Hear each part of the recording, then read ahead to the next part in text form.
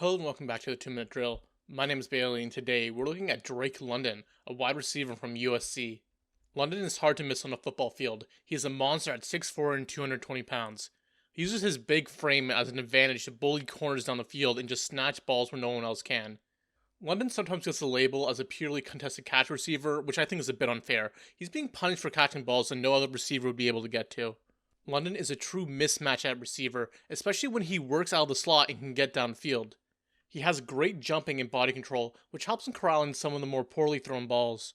London has great ball tracking and is capable of making some difficult catches that are outside of normal catch radius. London was a very sudden route runner, creating space for himself and making life hell for defensive backs, as they either needed to give him space so they could defend him downfield or playing close and risk getting mossed.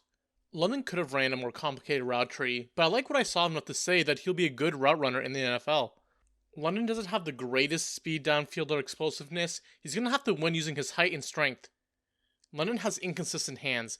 He's able to make some spectacular catches, but also has quite a few drops and doesn't make as many difficult catches as he should. In the run game, London is a plus asset. He uses his big build to overpower defensive backs and was tasked with being the lead blocker in some plays for USC. He's very willing and actively uses his hands to create lanes. For a player comparison, the obvious comp is Mike Evans for Drake London. Evans was another downfield threat. He used his big frame and strength to win, and was also drafted pretty young. Evans did not have the best long speed, and also struggled with drops in his career, but he eventually became a true number one wide receiver in the league.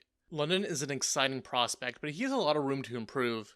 In such a talented wide receiver class with names like Jameson Williams, Traylon Burks, and Garrett Wilson, London is definitely in an uphill fight to be the first wide receiver off the board. However, he's only 20 years old and offers so many enticing traits for any team that drafts him, which is why I think that London will go in the top half of round 1. And that's the 2 Minute Drill.